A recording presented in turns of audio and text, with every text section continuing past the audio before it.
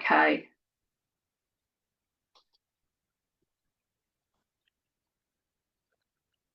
All right, I think we've got most people here. Welcome, welcome everybody. Katie, am I okay to start? Can you just nod because I can't hear you? Great. The joys of Zoom, everybody. Hi, it's really nice to see you and welcome to this Fair Collective webinar.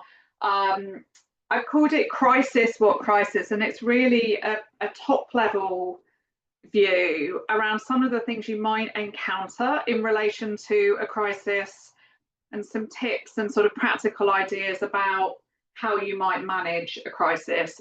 This isn't a toolkit for crisis management because every challenge is different. Before I start talking about that, I'll introduce myself and also say a few words about Fair Collective that I'm really proud to be a part of.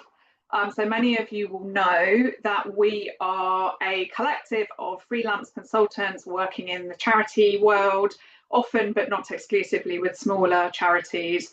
So it's really brilliant that we're doing this series of events that the Fair Collective core team have planned for Small Charities Week. This is the kind of content that I desperately wanted when I was a chief exec of a small charity, and it's brilliant to see that it's here and available now. And do check out everything else that's on the schedule for this week if you haven't already. My name's Nicola Upton. I am a freelance charity consultant. Prior to this, I was the chief exec of two different smallish charities for a total of about 7.5, 8 years. And I'll tell you a bit more about my story as we go along. Fair Collective works with a really wide range of clients, all sorts of different charities, organisations that are there one way or another to make a difference to something or someone, often both. I really wish I'd had Fair Collective in the early days when I was a CEO, when I needed help, because I do think it is a great way to find good people and who have been vetted by Fair Collective to make sure they kind of we understand your world and the world that you work in. And we all know that it is so important when we're talking to people as leaders in small charities that they get it, that they understand the kind of work that we do and the kind of issues that we might face and the resources that we have available to us to do that. What Fair Collective does is we match organisations with talented freelancers and consultants. That matching service is free. So you might have a conversation, do some emails to really understand what you need. And day rates for this work are set by organisation income level. So if you're a slightly smaller organisation, you will pay less for exactly the same quality of support and advice. I really love that sliding scale. It's, as far as I know, it is highly unusual, if not unique, for this sort of work.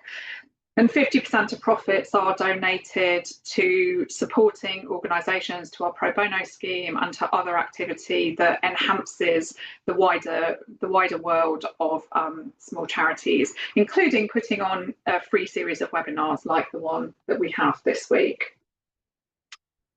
So I'm going to get into the meat of my presentation now, and at the end I will take questions. So if you've got any questions, make a note of them, and then I'll explain how you can ask them in the chat when we get to the end.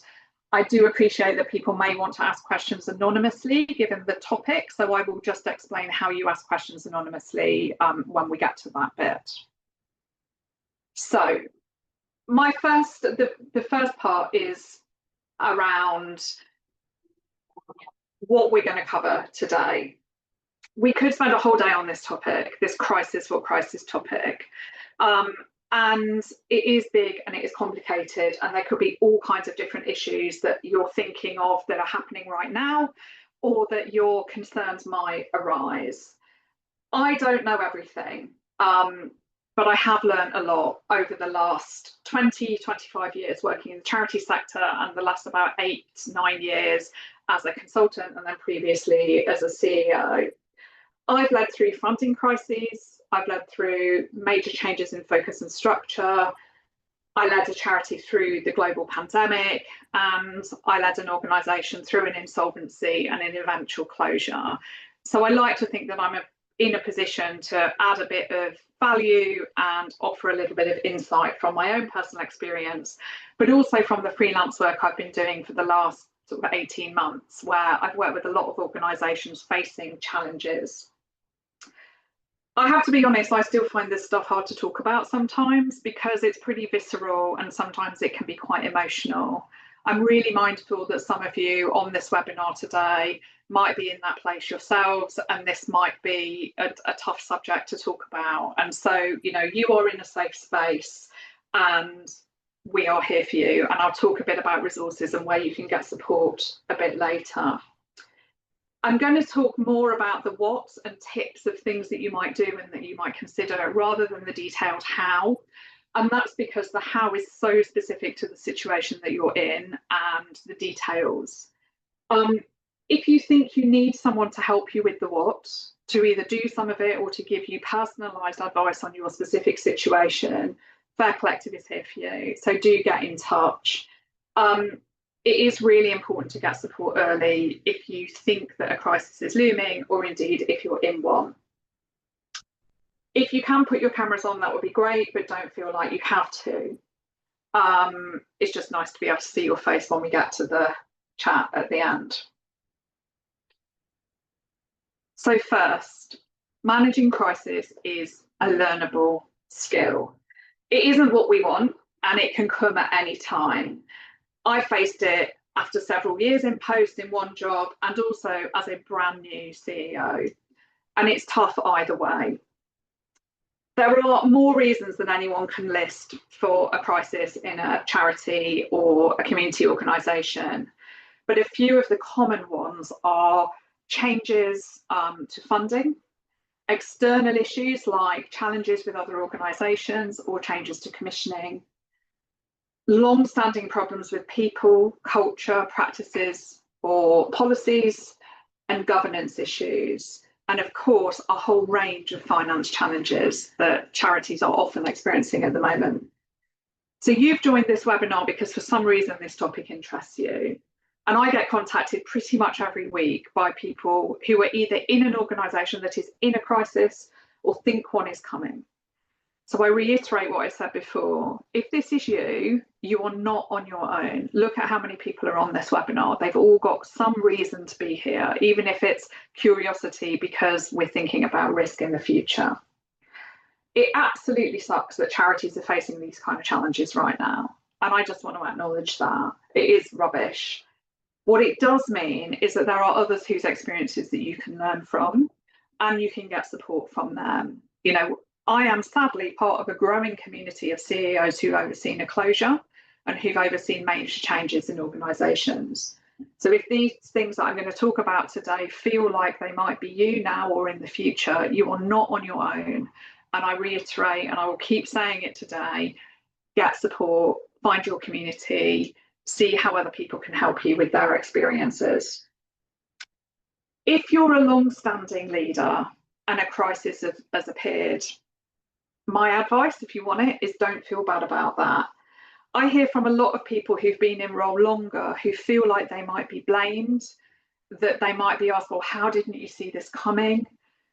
And who feel deeply themselves, is this my fault? Could I have headed this off? I also hear from brand new leaders who feel like they should have spotted issues earlier, they should have done more due diligence before they accepted a job, they should have somehow clairvoyantly known that these issues were arising. And hindsight is 2020, but it is also deeply, deeply unhelpful when you're in a crisis. What shows the leader that you are is how you manage it, not your magical powers to have predicted it in the past. And that stuff is really tough. But I think we could all look back and do things differently.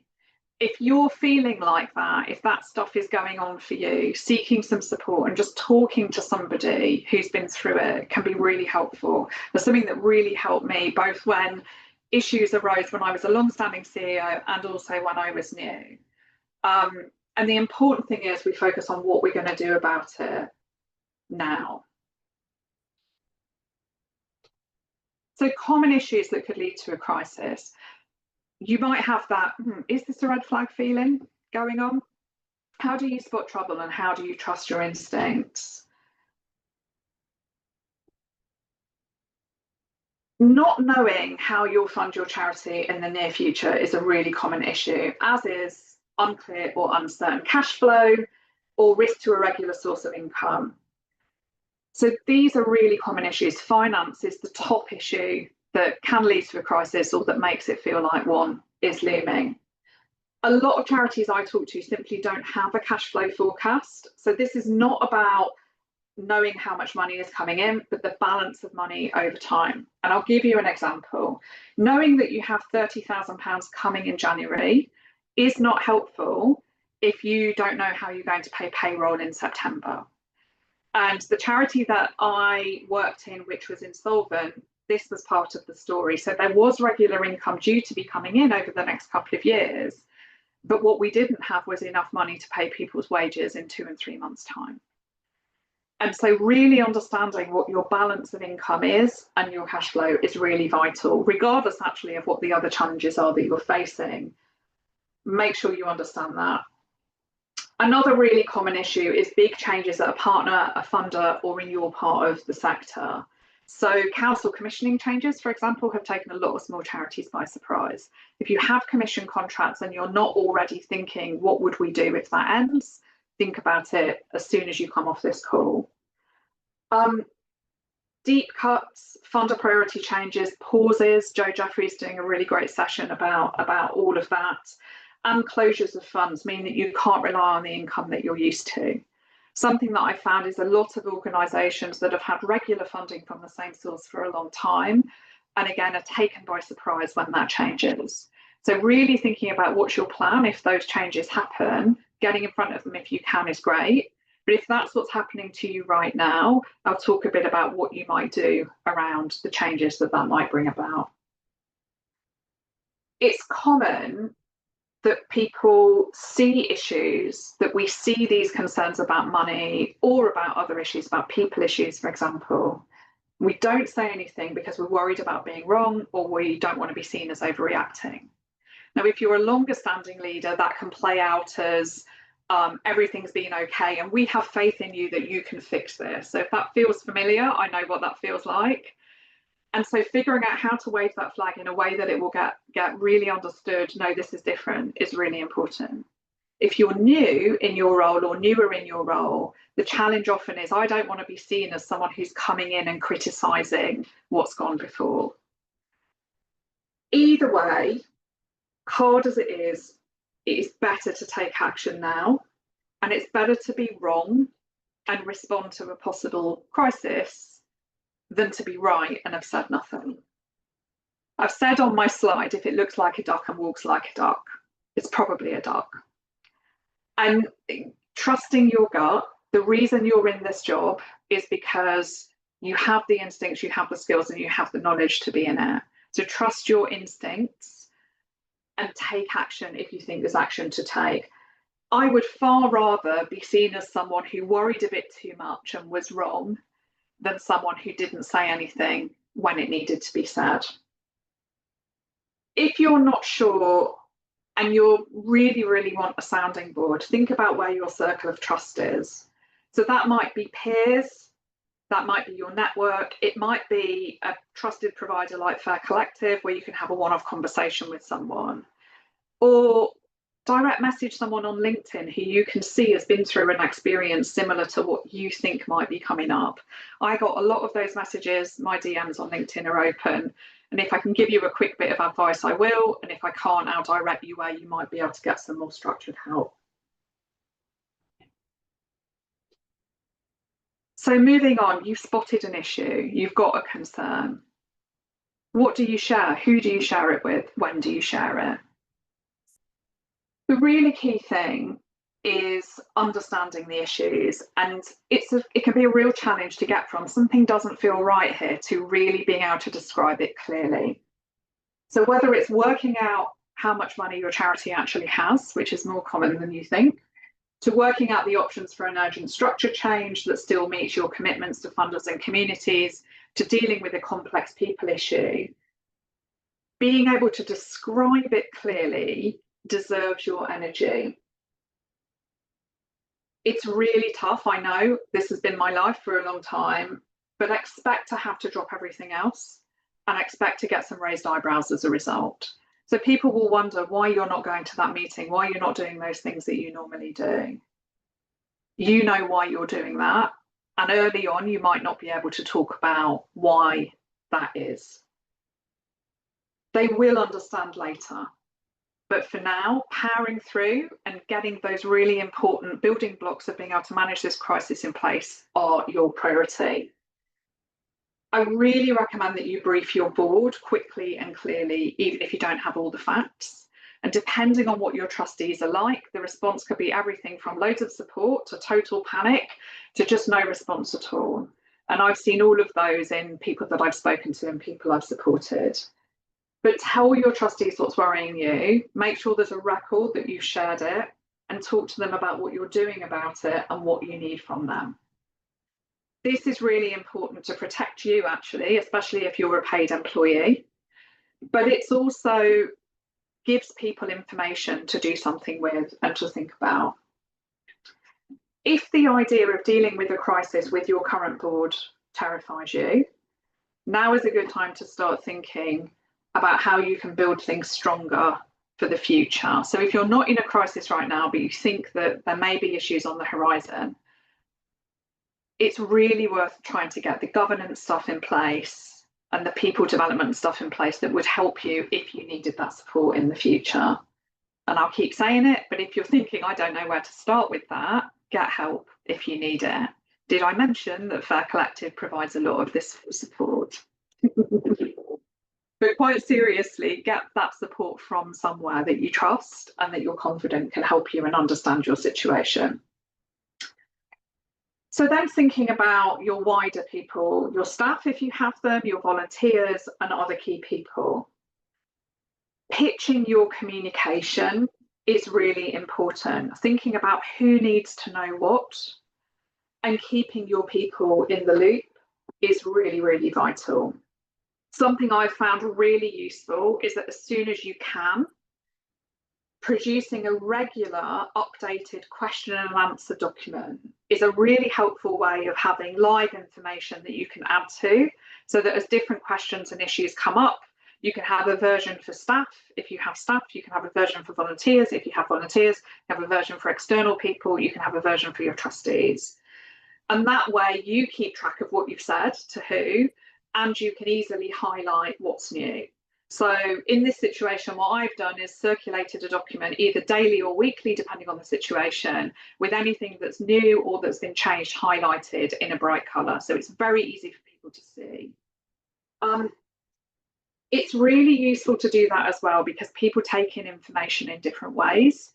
So for every person who really wants a verbal briefing or a one-to-one phone call, there's another person who wants to read something, digest it and think it through and come back to you. It's a really useful tool. Another really practical thing which you don't necessarily think of in this situation is to create a communications planner. It doesn't have to be fancy. It can be a table in Word. It can be something written down in a notebook. It can be a spreadsheet. I don't care what you use, but plan something that thinks about who you want to talk to, what you need to tell them about, and when you think you might need to be able to share it. The great thing about both of these things, a Q&A and a planner, simple though it is once you can, or if you can, it enables you to delegate that activity further down the line because you've got something that you can hand over. Something really important to remember about communication in a crisis is that if for any reason people's employment might be affected, so that might be worst case scenario, a closure, but it also could be we think we might need to restructure or we think we're going to lose some funding, which might affect people's jobs. The minute that you know that people's employment may be affected, there is a legal framework about who gets what information and when they get it. And it is really important to just bear that in mind and get some advice, either from an employment lawyer, from an HR specialist, or worst case scenario, an insolvency practitioner about who you can tell what. I'm just going to give an example in an insolvency. So if you think your charity is at risk of closure or of really significant changes due to serious financial problems, Your employees may technically be creditors if you have paid staff. And what that means is that in the law, you can't tell them stuff before you tell other creditors, like people who've given you funding or people you owe money to. So it's a really weird, it's something I only learned whilst being in the situation, but you are bound by law not to share certain information with some people before you share it with others. So really, really important stuff to bear in mind. And as I said, I can't give you details for every scenario, but this is something to really think about in terms of that timing, and not just what you want to share, but what you are allowed to share. Something that I just want to highlight as well is partial information is better than silence.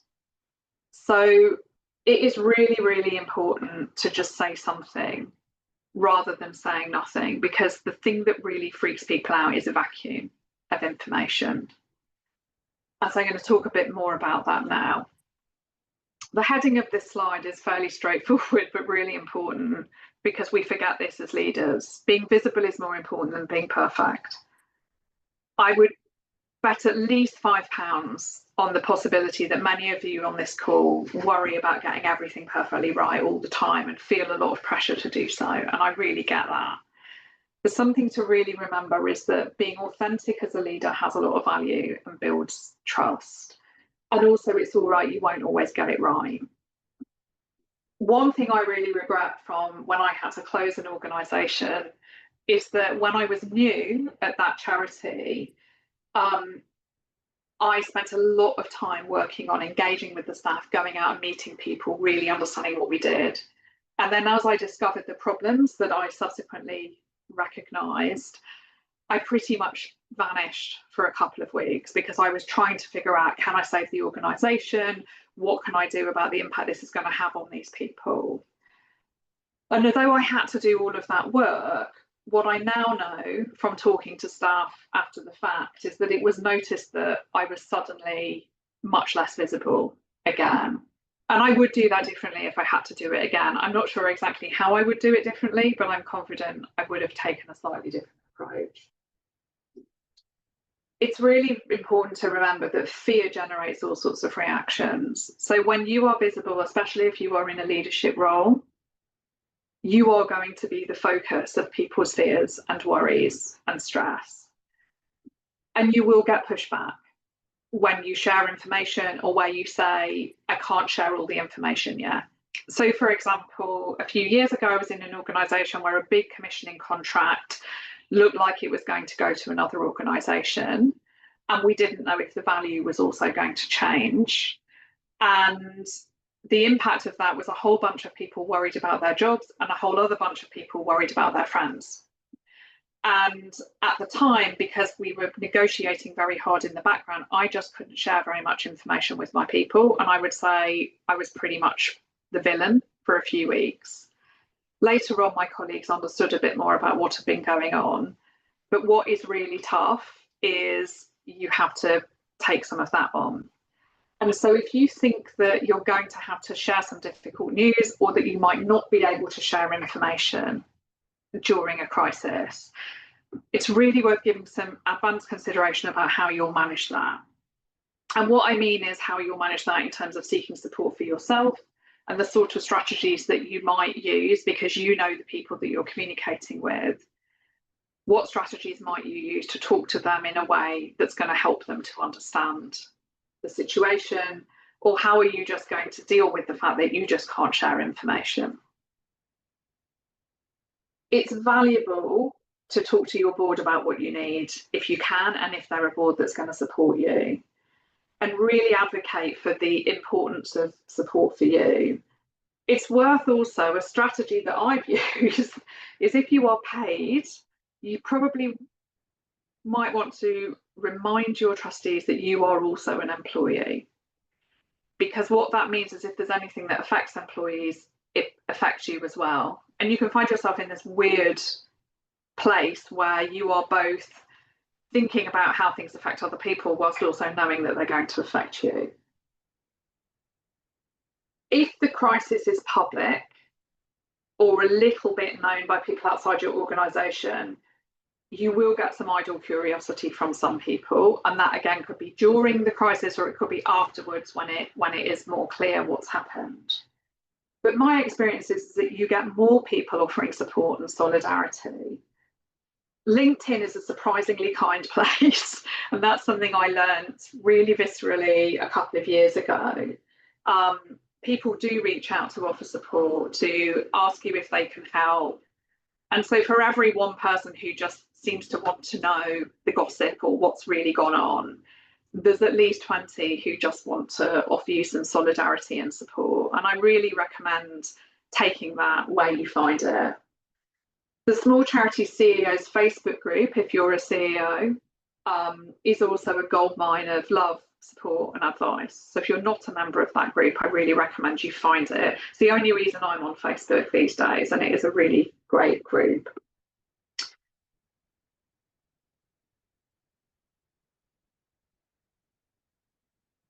Something a bit more practical, which is easy to lose sight of when you're in the midst of a crisis, is treat it like a project, treat it like any other project that you would do. So lean into those project management skills that you have. If you feel a bit wobbly about your project management skills, now might be a time to think about how you can develop them. And so what that includes is getting the right support and specialist advice when you need it.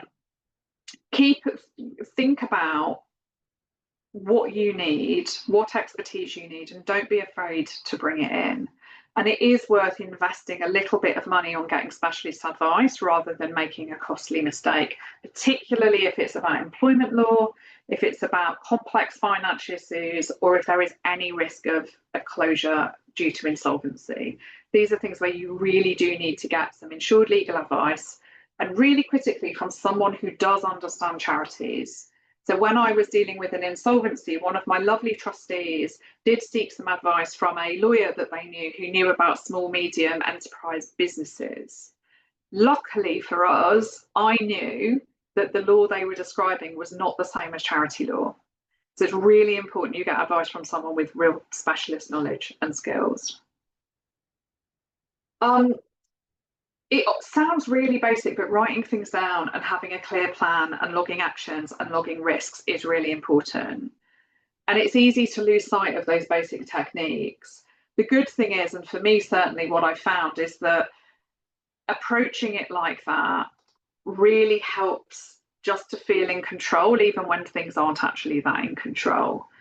And there's something about having things written down also just on a very basic level means that you can ask other people to get involved, you can assign tasks to people, and should you find yourself in a situation where you're unwell or where you have a personal situation that requires your attention, there is a document that says what you've done, what you're about to do, what the status of those activities is, and that can be really important.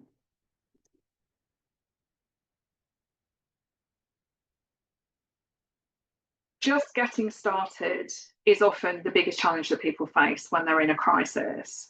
The temptation is to sit and worry about, could I have done this differently? Could I have stopped this happening? Are people going to blame me? All of that stuff, right? And that is normal. You will feel like that. But what will help you to get through it and to feel in control is just to just get started on doing something about it. And as I said before, being able to describe the issue, really thinking about risk and specialist support that you need, and thinking about how you project manage it, all of those things together help you to feel like we have a plan. So even if you're in your worst case scenario where something really challenging is going to happen to your organisation, at least you have a roadmap and at least you have a sense of where you're going. I'm going to talk about oxygen masks. Now, this is a massive cliche, but it is totally true. You are far less effective if you don't take care of yourself.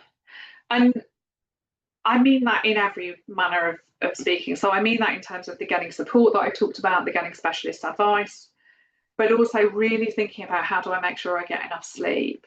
Who can I lean on to help me to eat properly? What can I do to look after my welfare and well-being? And depending on the nature of the crisis, you may well end up working some really long days and working on days when you don't normally work. And I'm just going to acknowledge that sucks. I see you, I've been there, and it's really tough. But I would also say that if you are so exhausted from all of that that you can't make good decisions, or when you just have that buzz in your head and you just don't know what to do next, you are less useful to your organisation and to the people that you're trying to do something to support and to help. It's really, really difficult for leaders of small organisations to prioritise themselves. So let me give you a different way to think of it. Think about it as all these people I care about, staff if you have them, your volunteers, your beneficiaries, everybody else, they're not going to get the best from you if you are sacrificing your health, if you are really low on sleep, if you are super stressed out. So if you need to tell yourself you're looking after yourself so you can look after other people better, tell yourself that. But either way, taking care of yourself is really vital. Drawing on your community and network, building and finding community and network if you need it, and asking for help is what shows that you are a strong leader. None of us can do this on our own. The sad fact is, with crisis in small charities, in any organisation actually these days, is that you are almost certainly not the first person who's dealt with this issue. So finding ways to find people who've been where you are or who are on a different stage in their journey helps you, and also potentially you can help them. The last thing I want to say on this, and if you're in it right now today, I'm particularly talking to you, is this too will pass. The one thing that we can be absolutely certain of is that things are not going to stay the same forever. If someone had said that to me when I was in the process of closing down the Cares family, I think I might have screamed at them. So I get it if that's hard to hear right now, if you're in a tough place this week or today. But it will, and you will learn from this. Whatever it is that you've done, whatever it is you've delivered, whatever it is that your organisation has done that's been successful, has not suddenly blinked out of existence because something bad has happened. And equally, your value and your capabilities as a leader have not suddenly ceased to exist because something difficult happened. I think it is a really important thing to remind ourselves of because it feels so overwhelming sometimes. I think about the Fair Collective report about small charity leaders' mental health and well-being. Think about all of the conversation about welfare and well-being that is going on in our sector at the moment. And the thing that comes up over and over again is stress and pressure and just feeling like I should somehow be on top of everything. And there's a podcast that I listen to and they talk about not shoulding all over yourself. And I kind of like that expression. You know, it will pass. It will at some point be in the past. And you might not be able to fix everything in exactly the way that you want to, but you will have done your best. And you have to find a way, with support if you need it, to come to terms with that. And whether it's a small crisis that passes and your organisation is ultimately fine, but it's a tough time, or whether it's something more seismic, it absolutely is true that this is not going to be the situation forever. So I'll leave you with this thought. When I had to close an organisation a couple of years ago, somebody shared this image with me, and I just thought, I don't think I believe you. And what it says is one day you will tell your story of how you've overcome what you're going through now. And that will become part of someone else's survival guide. And that might be very hard to believe if you're in it. But me sitting here today, sharing these words, giving this presentation and drawing on my experience, I hope that that's the proof that you need that it's true. And I really hope that this information is part of some of your survival guide in the future. So I'm going to open it out to some questions. We have about 15 minutes to do a Q&A. And just so that you know, if you'd like to ask a question privately, if you open the chat, you select me from the drop down and you write your message and hit enter, I will be able to see that the message is from you, but no one else will be able to see your message. If you're happy to ask a question that everyone can see, then just post it in the chat as normal. Okay, so I'm going to stop sharing my screen for a minute. And if anyone does have any questions or any thoughts, then please share them here. It's lovely to see one comment, just someone said, I already feel relieved that I'm not alone. That's really, really good to hear. So if anyone has any questions or just reflections on what I've talked about, then please do share them in the chat. Let me know. Or you can use the electronic hands up, and you can just talk. How about that? So somebody has asked, what is the most obviously okay thing to do that turned out to be false? That's a really interesting one. I think, and I know this is probably not a very helpful answer in some ways, but I think that very, very much depends on the specific situation. And some of us, we do stuff thinking it's the thing that's going to fix the issue, and it doesn't fix the issue. So, for example, certainly for me, I have seen real challenges around finances and restructured to remove support roles because I wanted to continue to have delivery roles because of project delivery commitments. But actually, removing the support role had a much bigger impact on our ability to deliver the project than we expected. So those sort of sometimes are things that seem like the most obvious action to take, or there will always be someone who's done an MBA or been on a business course who will say something about low-hanging fruit. And that makes me want to poke myself in the eye when I hear people use that phrase. So I suppose in response to that, I would say if something looks obvious, really interrogate whether it is the right thing and think about risks. So using that project planning approach, thinking about what are the things that could go wrong here and how can we mitigate them. Somebody just said, love the idea of treating a crisis like a project. It does really help. And it kind of is a project, particularly because you've often got lots of moving parts. You've got people you need to communicate with, you've got external people, you've got to think about the financial implications, you've got to think about the knock-on effect on other work or other activity. And so thinking about it like that, think about all of those interactions can be really, really helpful. Does anyone have any other questions or comments that they would like to share?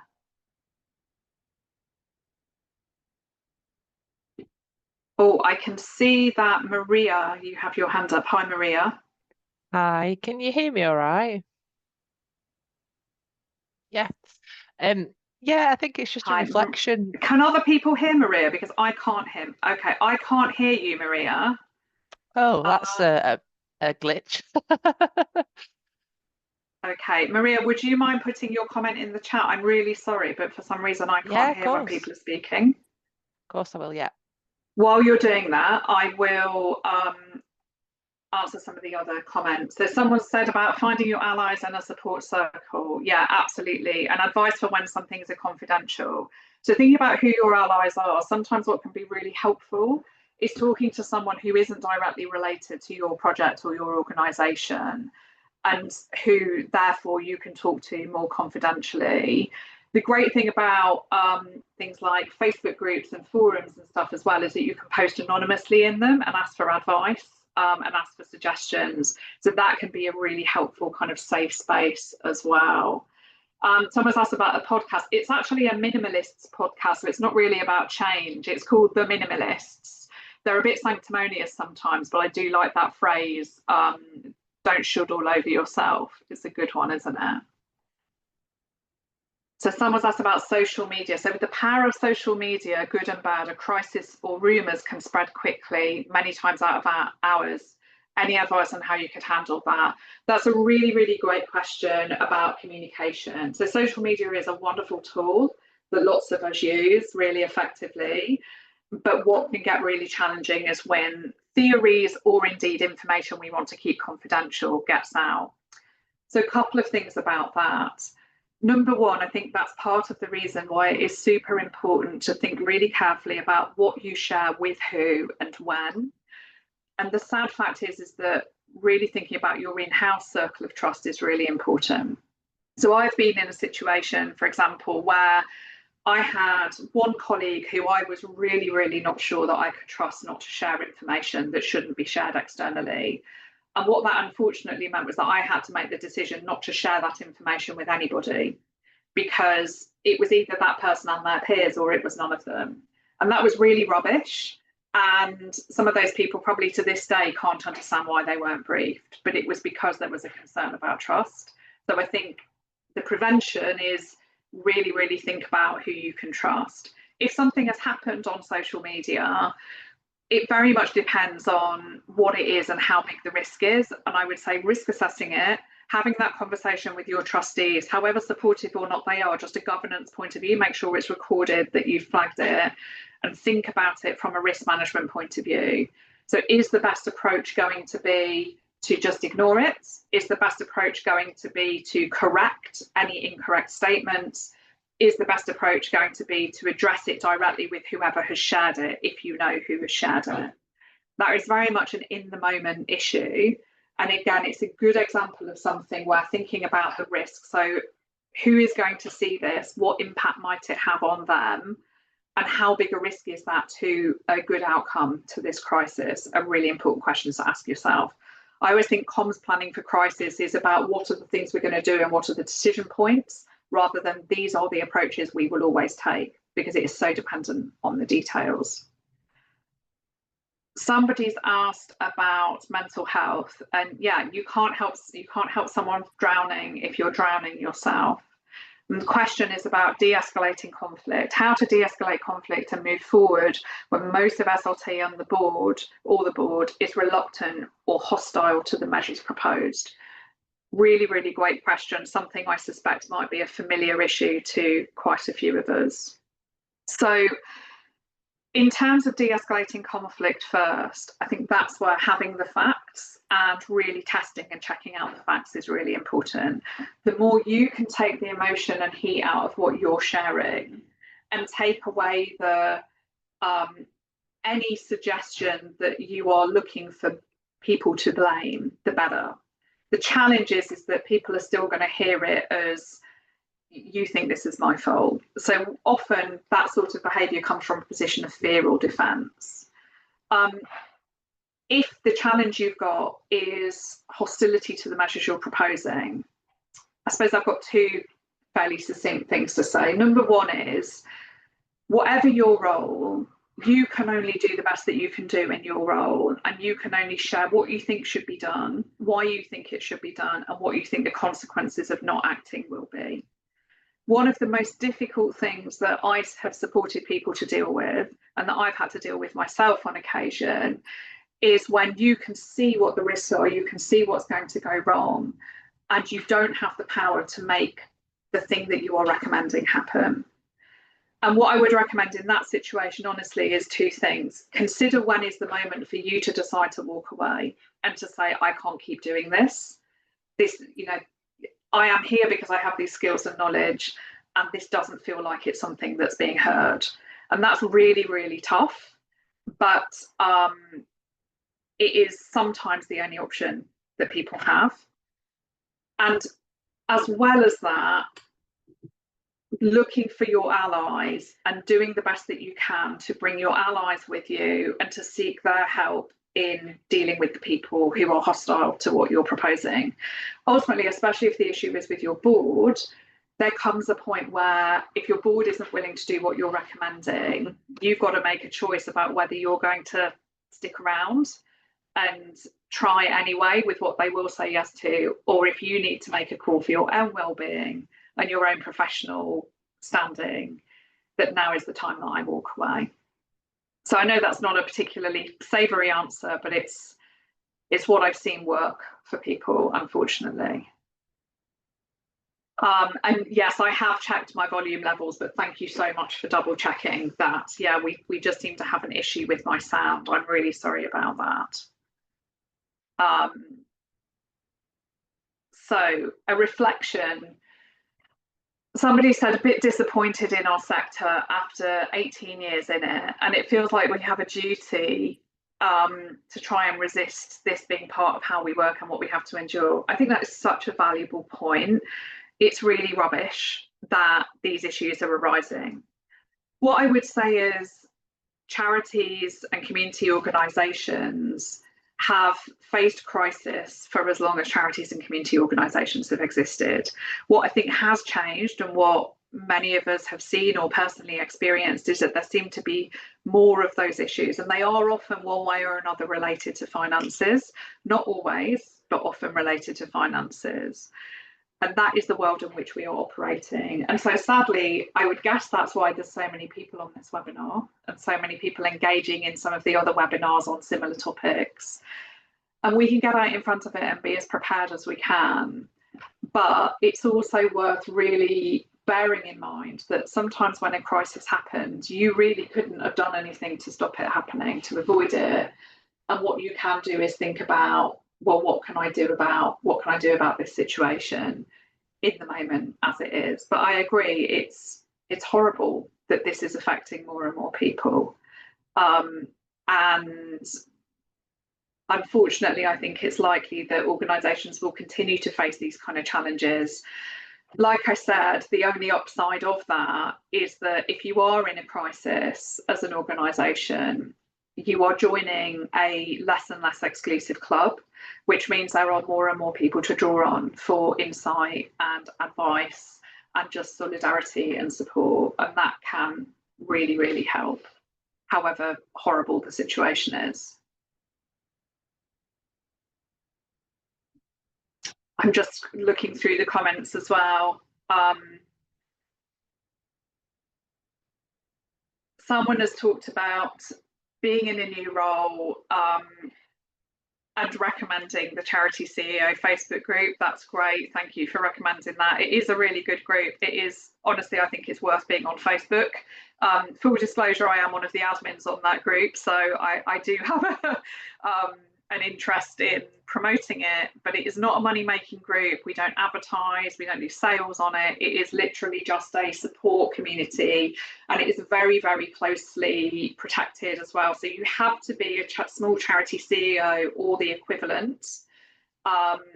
There is an admission process, and we are very, very strict about who gets in to keep it a safe and confidential space. So I think we've about got to the end of the questions and comments, and thank you so much everybody for your questions and comments. Oh, I've got a couple of other comments here that have just popped up. So somebody's asked about experience of or advice for founders, CEOs when things have grown rapidly, and the impact of that when you're so emotionally invested in something that you've created, and thinking about strategy to step away. Honestly, that feels like that could probably be its own webinar all on its own, about the particular challenges for founders. I think what I've observed is that founders are often even more strongly attached to the cause and just the existence of the organisation and it staying the way that it is than any other leader, because it is literally your baby, it's your thing that you came up with. And I think, speaking very generally, that is a really good example of a very personal situation where getting some personalised advice and support is really valuable. So that might be coaching, that might be talking to another founder who's been in a similar situation, and reaching out to your network using things like the Small Charity CEOs group or contacting Fair Collective. You can find other people who've been in the same situation. And I think the details are often very similar, but I have not been a founder, so I'm speaking based on people I've spoken to rather than from personal experience. But it adds this extra layer of a sense of ownership and a sense of responsibility that it's completely understandable that you feel, and that it's really worth you getting some personalised support with it.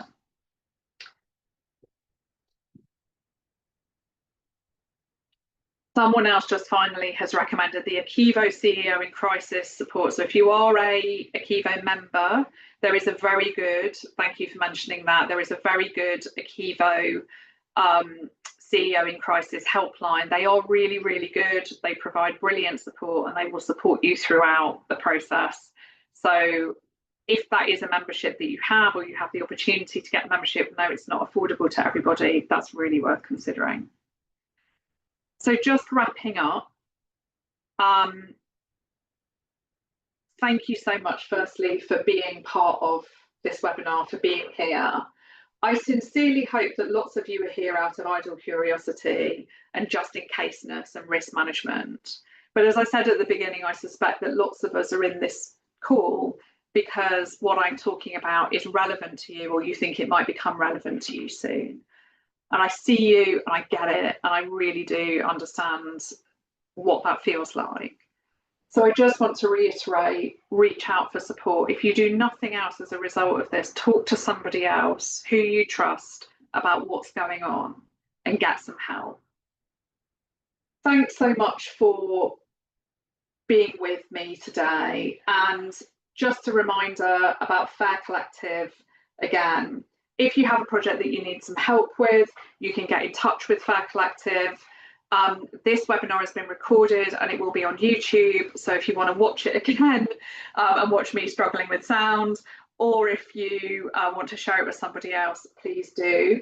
Do get in touch with Fair Collective. You'll have their details because you booked on this webinar. And follow us on LinkedIn as well. There's some great content that gets posted there by the Fair Collective team.